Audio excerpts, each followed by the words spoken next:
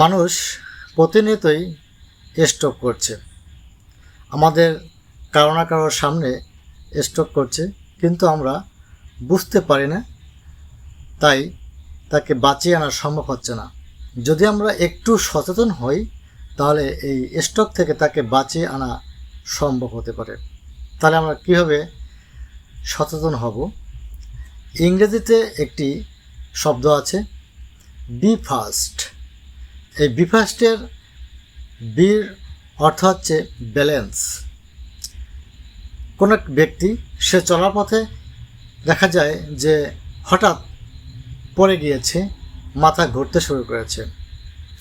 এর অর্থ হচ্ছে সে ব্যালেন্সটাকে কন্ট্রোল করতে পারেনি, ব্যালেন্স হারিয়ে ফেলছে, তাই সে পড়ে গিয়েছে।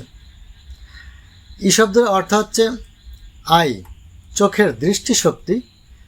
দেখা যায় যে সে কোনো একটা জিনিসকে ঝাপসা দেখতে পায়, অথবা কোনো একটা জিনিসকে সে অর্ধেক দেখতে পায়, বা এক চোখ নষ্ট হয়ে গেছে অলরেডি। এফ শব্দের অর্থ হচ্ছে ফেস, মুখমণ্ডল। এই ঠোঁট দেখা যায় যে এক সাইড বাঁকা হয়ে গিয়েছে, ঝুলে পড়েছে। এ শব্দের অর্থ হচ্ছে আর্ম। দেখা যায় দু হাতের যে কোনো একটা হাত, ডান হাত বা বাম হাত, দেখা যায় যে ডান হাত একটু উপরে উঠিয়েছে, বাম হাতটা পড়ে রয়েছে, যতই চেষ্টা করছে উঠাতে পারছে না,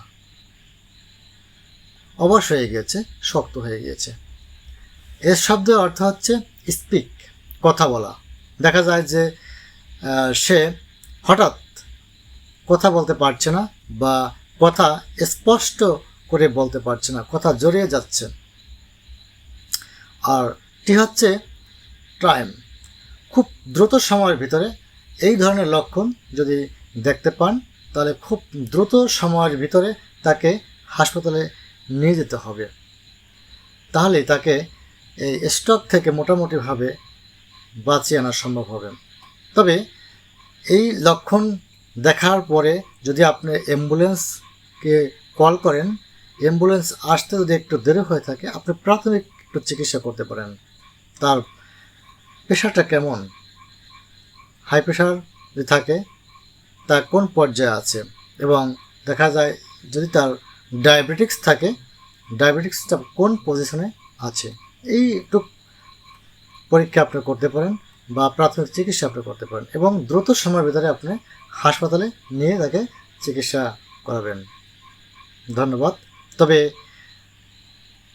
এই স্ট্রোক যে কোনো সময় যে কোনো মুহূর্তে করতে পারে, তাই অবশ্যই এই লক্ষণগুলো অবশ্যই আপনার মাথায় রাখতে হবে, তাহলে আপনি একজন ব্যক্তিকে সুস্থ করতে পারবেন এবং স্ট্রোক থেকে তাকে বাঁচিয়ে আনা সম্ভব হবে।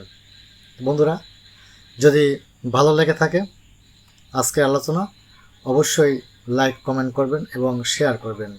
আর যারা নতুন বন্ধু আছেন তারা অবশ্যই ফলো দিয়ে পরবর্তী ভিডিও পাওয়ার জন্য পাশে থাকবেন। এবং এই স্ট্রোকের গুরুত্বপূর্ণ 4টি হোমিওপ্যাথি ঔষধ রয়েছে। পরবর্তী ভিডিওতে এই 4টি ঔষধ নিয়ে আমি আলোচনা করব। সে পর্যন্ত আপনারা সঙ্গে থাকবেন।